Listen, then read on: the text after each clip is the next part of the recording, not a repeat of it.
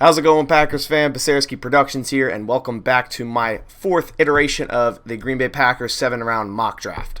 So before we get right into the draft, if you aren't subscribed already, please consider subscribing. It really helps out my channel, and like the video if you like the video. I do mocks for the Packers every week, drop analysis and breakdowns of certain Packers news, and then also create highlights for the players from the previous year, which I'm actually starting on right now. So we're going to continue with the Draft Network website. The first two were done on PFF. The last one was done on Draft Network. I'm going to continue with the Draft Network website. It seems it's a lot, better for the mock draft simulation, and it seems people watching liked it better as well. So if we bring up the screen here, we will see, obviously it's laid out just like it normally is, and the Packers compensatory picks were released today officially, and they have a 4th, a 5th, and a 6th. I believe the picks on here are off by about 1 or 2, if that. It's not exactly updated to the full extent yet, but it's close. The compensatory rounds are at least correct on this website. So if we go into here and get the draft started, I'm going to pause it whenever about 5 picks go down. And the first 5 similarly look pretty similar to most recent mock drafts I've done. Trevor Lawrence, Zach Wilson, Sewell going to the Dolphins. It's either going to be Sewell or Chase there, I think, at the Dolphins. Kyle Pitts is rising up boards. People are really high on him. So him going to the Falcons isn't too much of a shock to me. So it's always crazy to think of a tight end going top 5, but I think with Pitts it definitely can happen. He's a little bit more than just a tight end. And then, of course, Chase to the Bengals at 5, which I could definitely see happening. So we resume this and get to 10, and of course see who is falling, just in case if we want to trade up, because this is a mock draft that has trades available, and teams will call you in order to trade down, trade up, etc. Justin Fields, the Eagles at 6, that would be definitely interesting.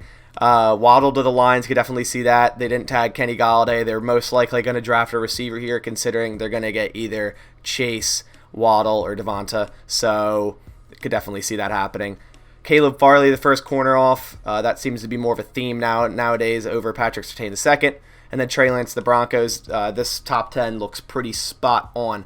Another reason why I like this website. The other one on PFF is a little shaky. Had some weird random things happen. So, all right. If we go down the next 5 picks, and it looks like the Patriots want to trade with us, but they want a 2nd and a 5th, which isn't bad considering we're jumping up almost 14 spots. I'm gonna get out of that right now just to look, and if I could pause it. The Patriots ended up drafting Micah Parsons, so didn't let me pause right away. But that's essentially who I would have traded up for, is Micah Parsons at 15. If I were to trade up to 15, but I think I'm gonna let it ride for right now. If he had fallen to round 18 where we're at now, or maybe 19 or 20, I would have definitely traded up.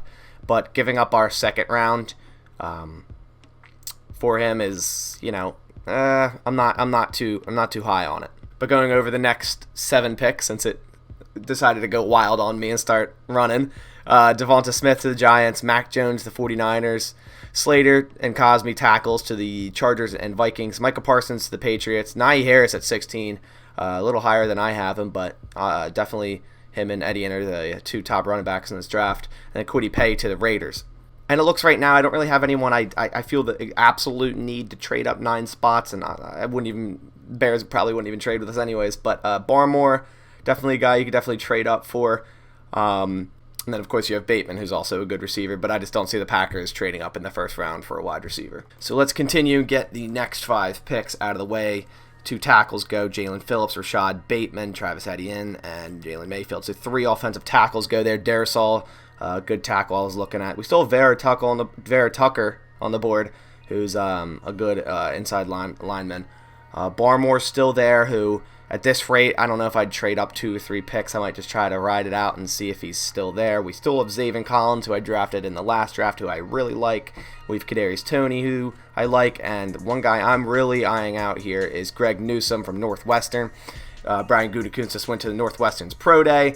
They met with Greg Newsom. Greg Newsom is flying off the charts in like every athletic ability. His 40, everything's just wild about him, so I really like him at a potential 29 pick. So let's continue on. I don't think I'm going to trade up in the 1st round in this one. All right, so the Eagles are offering pick 37 and then the 5th round for this first pick. So right now I'm gonna cancel out of that. So As of right now, we have Vera-Tucker on the board. Terrence Marshall, wide receiver. Nick Bolton, Zaven Collins. So we have 2 linebacker options. We still have Kadarius Toney. We have a lot of options here. And if you look, where is he at? Greg Newsom is still there. I don't know if it would be possible to trade down and get Newsom. So I kind of want to just grab him here so I can kind of secure him. Vera-Tucker is interesting. I feel like the value here is really good, but the Packers aren't in a dire need of a guard. I would say they're more, looking into drafting a tackle.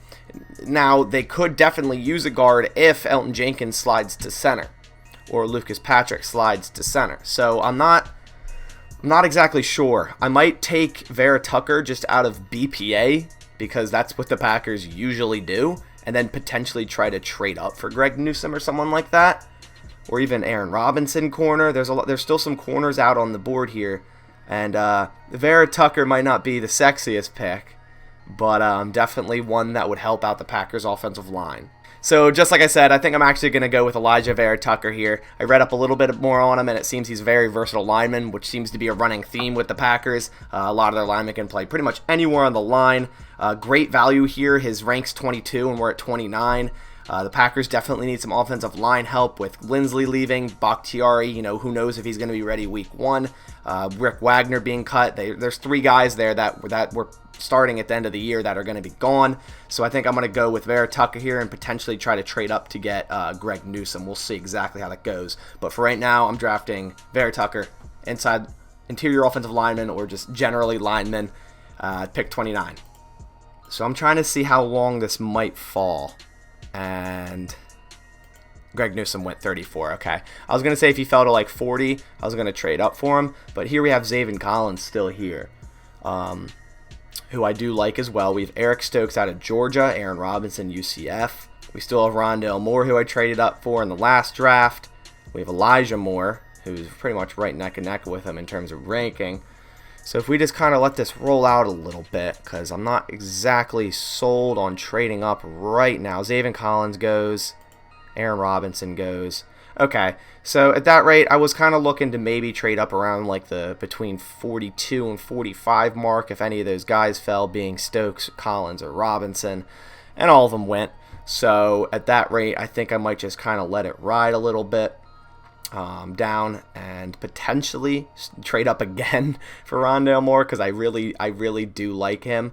But we're just gonna kind of let it ride a little bit. I really like Jabril Cox as well, so he might actually fall to our pick. Asante Samuel Jr. might fall. Let's exactly see how this plays out. All right, and then going to 45, Dylan Radins, Jason Owa, Wyatt Davis, Levi O. I'm just gonna say that, and Trayvon Moehrig to the Jaguars. And just checking up on the board, we still have Creed Humphrey, who we already got our interior offensive lineman. Elijah Moore and Rondale Moore here. We're about, under 20 picks away. So around 16 picks away. So we got to really think about maybe trading up to try to get Samuel Cox or one of the Moore receivers, but I'm going to let it ride a little bit longer just to try to get best value here. So in the next 5 picks, both receivers go. Rondale Moore and Elijah Moore both go. Creed Humphrey, Baron Browning, and Kelvin Joseph. And Richie Grant still on the board. Ronnie Perkins at edge. Joseph Asai. And like I said, I still have Jabril Cox here and Asante Samuel, who I'm definitely eyeing up here. And the next, I think, if I get around 56 or 57, I might trade up to try to grab one of those. Okay, so going up, Asante Samuel just got taken.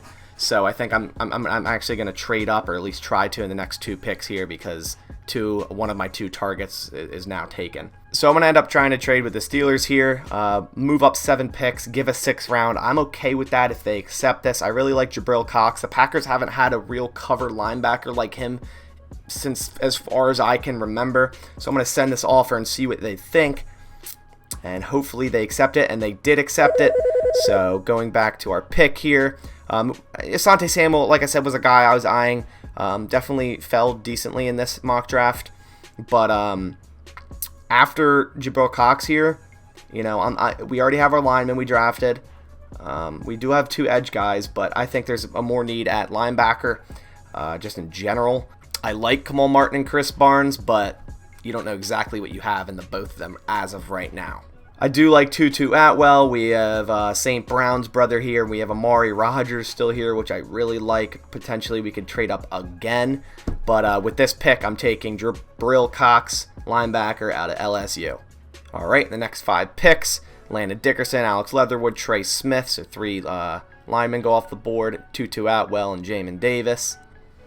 And to round out the back end of the second round, Joe Tyron, Jay Tufele, Tommy Tagai, and Joseph Asai, that rhymes, and Elijah Molden to the Jaguars at the start of the 3rd round. So I'm really starting to look either drafting a receiver or corner in this next pick, preferably corner, because that's definitely a bigger need for the Packers. Edge maybe, depending on where they fall, but in terms of corners go, Ifeatu Melifonwu's still here, which I like. You know, he's more of a developmental guy, but he could definitely play outside. Tyson Campbell's another corner that can play outside corner. Sean Wade's more of that nickel corner, strong safety type guy. He might move to that role. But the general thing is, if the Packers don't draft, say, Greg Newsom in the 1st round, the corner's not going to probably start anyways, right out of the gate. So it might be someone the Packers sign in free agency, trade for, etc., or even say if they bring back the hated Kevin King for a very cheap deal. We never know. So with this pick, I think I actually have to address corner, and the 2 people on the board that are, up on the top here would be Keith Taylor Jr., who's an outside corner, and then Trill Williams, who can pretty much play anywhere. I drafted Trill Williams in the last draft, who I'm really high on. There's also St. Juice down here, who a lot of people do like as well. But the Packers met with him. I like him a lot, so I'm going to take him 2 drafts in a row. Reach a tiny little bit, but it's definitely a position of need here, and the Packers definitely need a corner. So I'm going to go with Trill Williams, corner out of Syracuse. So finally, after waiting a long while, the Packers are back on the board at 135, and we still have needs at wide receiver, who we do have another pick at 142, and we also could potentially look at a running back here, because there are 2 good running backs on the board, Trey Sermon and Chuba Hubbard. I'm a little higher on Trey Sermon, but Ambry Thomas is here the Packers actually met with. We already got 1 corner, could get another. The Packers do have a high need at corner here. Some edges on the board is Rashad Weaver, Chauncey Golston, Jonathan Cooper, and Ellerson Smith. Some receivers on the board, Dez Fitzpatrick, Dez dropped it. Anthony Schwartz, Daz Newsom, who's a good slot receiver. I do like Daz Newsom, who might take my 2nd pick. But I think right now I'm in between Chuba Hubbard and Trey Sermon. So as we know, obviously Aaron Jones was not franchise tagged yesterday, and he's pretty much as good as gone. They have not brought back Jamal Williams yet, and pretty much the only rosterable running back they have currently is A.J. Dillon. They still have Dexter Williams, Weber, and Taylor, but they're practice squad guys. So with this pick, the Packers do need another running back. I don't know if they're going to dish out a little bit more money and maybe get a free agent or bring back Jamal, but at the end of the day, they need to draft a running back in this draft, and Trey Sermon is pretty much staring at me right in the face right now. So in the first of our 4th round pick, I'm taking Trey Sermon out of Ohio State.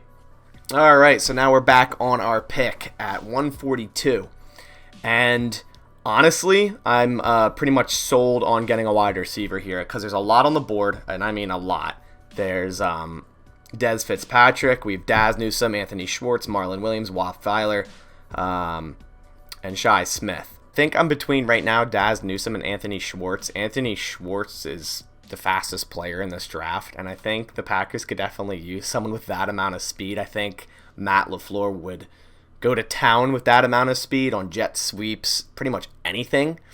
But I also like Daz Newsom out of the slot as well. So with this pick, I'm indeed going to go with the fun one and just take Anthony Schwartz out of Auburn. His speed is unmatched, and like I said, I just feel the Packers would have so much fun with his type of speed, and we haven't seen a receiver or even a running back with extreme speed on the Packers in a very long time. So Anthony Schwartz is my pick here at 142. So now we're on our 2 5th-round picks, 173 and 177, the 177 being a compensatory pick. And at this pick, I'm looking at safety here, Divine Diablo. He can play the dime backer, big physical safety out of Virginia Tech. So I think I'm definitely going to take him here. He seems best available in terms of what we need on the team. So with this pick, I'm going Divine Diablo out of Virginia Tech. And with the next pick, we have pretty much same guys on the board. Last draft, I believe I drafted Shaka Toney, but Ellerson Smith up here is a prime 3-4 candidate as a rotational edge rusher. The Packers do need more edge rushers. It seems Preston Smith might actually stick around, but you could, like I always say in every single mock draft, you could never have enough edge rushers. So at that point, I'm taking Ellerson Smith, edge out of Northern Iowa. Alright, so we're on to our 6th round pick at 218. We could definitely look at another wide receiver. The Packers don't have a single wide receiver under contract, except for, I believe, Devonta Adams after this year. So definitely a player they could draft 2 of. Could potentially look at another corner as well. Just low on talent there and depth there. So I think wide receiver corner in the 6th round here is definitely the way to go. I really like Jalen Darden here out of North Texas. He can be our day 1 kick returner if Schwartz isn't already. And he's also another slot option, which I think the Packers do need more slot options. They don't really have that true slot receiver. I mean, Devonta Adams can play slot, but MVS and Allen Lazard and St. Brown really aren't that true slot. So with this pick, I'm going to take Jalen Darden, wide receiver out of North Texas. And I believe we have one more pick left right before Mr. Irrelevant, who is going to go to the Browns. But at this point, pretty much, you're just getting your pick at an undrafted free agent, just under contract right away at this late in the 7th round. Rakeem Boyd is here, who, for Last Chance U, might just honestly just draft him just because of that. We've Trey Norwood. A lot of these guys I haven't heard of. I'm going to be completely honest with you. I have heard of Tamorrion Terry, but we already have 2 wide receivers. So I think with this pick, I am just going to take Rakeem Boyd. The Packers could definitely draft 2 running backs. I like his story. I loved him in Last Chance U. So we're going to go ahead and give him a shot here. Last Chance U guy, like I said, hey, why not? Drafting Rakeem Boyd, running back out of Arkansas. And then if we resume the draft here and let the last pick happen, and then we can go over what we drafted. So if we go and look at the trade, the only trade I made was moving up from pick 62 to 55. Not much, just kind of reached up a little bit to get Jabril Cox, wanted to secure that pick, gave up a 6th round, so not much there. And if we go to our picks, first pick in the 29th pick, we got Elijah Vera-Tucker, who is a versatile lineman, can play guard, tackle, wherever. With Corey Linsley leaving most likely, Rick Wagner cut, and Bakhtiari, uncertain for week 1.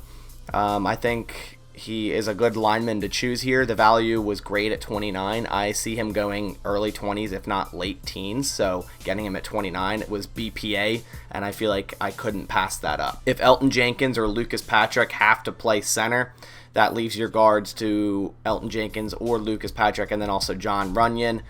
And then at tackle, obviously you have Billy Turner, who can also play guard. But if Bakhtiari's out, Billy Turner's going to have to play left tackle, and that means Elton Jenkins might have to play right tackle, or maybe Vera-Tucker can go right tackle if we do draft him. So I feel like the versatility there is definitely needed. The Packers could also bring back Lane Taylor, but again, I just feel it was BPA and I had to take him there. Our 2nd round pick I really like, traded up, like I said, just a little bit, Jabril Cox. The Packers really haven't had that pure covered linebacker in a very long time. Dude can fly around the field, man up running backs, tight ends, all the sort. Definitely a good value pick there. Like I said, I like Kamal Martin and Chris Barnes, but Chris Barnes is by no means a good cover linebacker, and Kamal Martin is very uncertain to me. I think he could become something great, but with this pick, put a little bit more faith in the linebacker room. Barry is a ex-linebacker coach, so I feel he definitely wants some more guys in there. 3rd round, just like my last mock draft in 3.0, I drafted Trill Williams, very high on Trill. Later than I would like for a corner for the Packers to draft. I feel ideally maybe trading down in the 1st and getting Greg Newsom might have been, a look, but Troy Williams I'm very happy with. I like his versatility. Again, this is a running theme with this draft. Can pretty much play anywhere on defense in terms of defensive back. Packers have met with him, and I really like him, so getting him at 92 is good value for me. And then at pick 135, drafted Trey Sermon. The Packers have an obvious need for running back. As I said, the only rosterable running back right now is A.J. Dillon. Aaron Jones is good as gone, as I said, and then Jamal Williams is uncertainty if they're going to bring him back right now. So Trey Sermon's a good number 2 running back. He can fill in when A.J. Dillon needs a breather, and he's an all-around good running back. At 142, it's more of a fun pick. I could have pick Daz Newsom or Des Fitzpatrick, but I went Anthony Schwartz just based on the dude's speed. He's an absolute burner. He's a track star. Guy can really fly.